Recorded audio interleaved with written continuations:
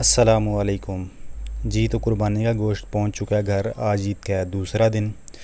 तो कुर्बानी हुई है अगले दिन। तो ये मोटरसाइकिल पे गोश्त सवार हो गया है, तो हर चीज़ खूनो खून हो गई है, मोटरसाइकिल भी, कपड़े भी। और ये साहब देख रहे हैं बाहर के मंज़र कि क्या हो रहा है क्या नहीं। तो गोश्त जो है वो ये है कि एक थैले में ही पूरा आ गया था। आइए मैं आपको दिखाता हूँ थैले की सूरत हाल जी। तो ये अंदर पड़ा हुआ है थैला। इस थैले में जो हमारा कुर्बानी के गोश्त का हिस्सा है वो पहुंच चुका है अल्हम्दुलिल्लाह घर। तो अभी इसको मज़ीद खोल के जो है हम वो डिस्ट्रीब्यूट करेंगे।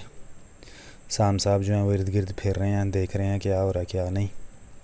खुशी बच्चों को होती है जी, क्या चीज़ आ रही है क्या नहीं आ रही, तो वो बस देख देख के खुश होते रहते हैं। इस कुर्बानी के गोश्त के बारे में मज़ीद बहुत सी बातें करनी है, तो आए छत पे चलते हैं, तो इसके बारे में मज़ीद बातचीत करेंगे इंशाल्लाह। किधर बैठना है? ऊपर छत पे जाना है? सीढ़ी नहीं है मेरे पास। वो देख भैया क्या कर रहा है। साहब वो देखो बल्ब जल गया, नजर आया बल्ब।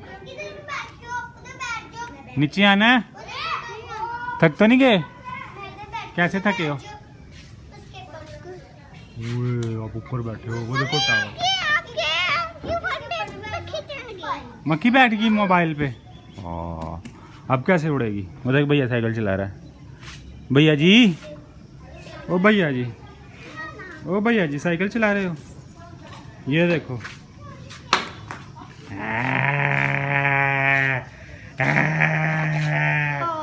वो देख, वो देख, कान उतार के फेंक दिया साइकिल का। साइकिल का कान उतार के फेंक दिया हैं भैया जी। क्या किया? वो उधर बैठी है, ठीक है, आप इधर बैठे हो ना। वो दे, वो डॉल लेके आई है, ईद वाले दिन ली है डॉल। जी तो भैया अब गोश्त आ चुका है घर। तो गोश्त की मिकदार देख के पहले जो बड़े में जो बंदा हिस्सा ले रहा था उसकी परसेंटेज चल रही थी 10,000 11,000। अभी वही परसेंटेज हो गई है डबल। वो परसेंटेज चली गई है 22,000 पे, क्योंकि जो मैंने आपको गोश्त दिखाया थैले वाला, ये जो है हमने हिस्सा लिया था बड़े में, और हमारे हिस्से ये गोश्त आया 22,000 के इवज़। जो कुर्बानी का गोश्त होता है उसको पैसों में तो नहीं तोला जा सकता है, अगर तोलेंगे तो आप गुनाहगार हैं, ठीक है।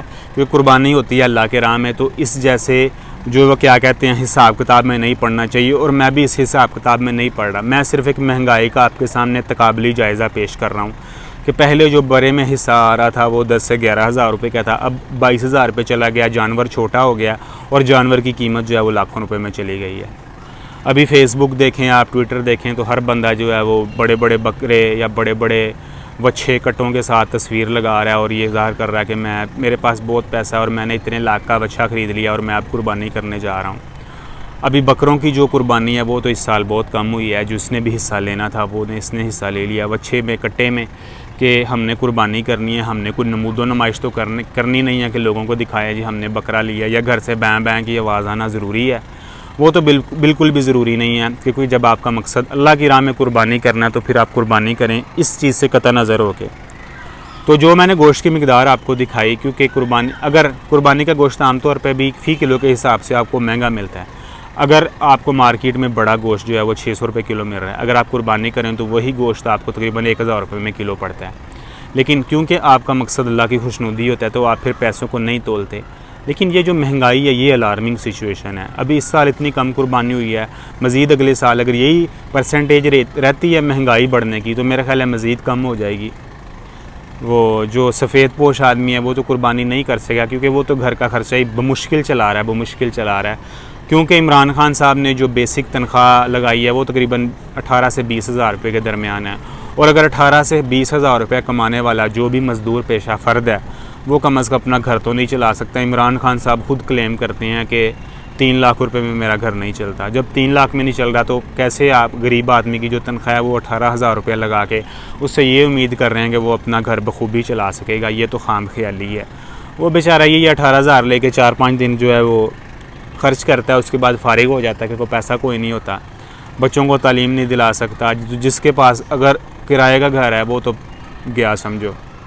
क्या हालात होंगे वल्लाहु आलम, वो किस तरह पूरा करेगा ख़र्चा।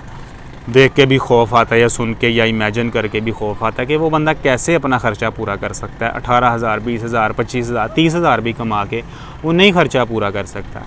अभी ये ईद की सूरत हाल रही है, यानी जिसके पास पैसा नहीं है तो नहीं है, जिसके पास है तो है, जिसके पास है वो हर चीज़ ख़रीदी जा रहा है, महंगाई का सबब बन रहा है, तलब ज़्यादा कर रहा है। और जिसके पास नहीं है वो तो चलो खैर ऐसे ही है, उसने ख़रीदना ही नहीं है तो वो फिर घर ही बैठे उसने क्या करना है।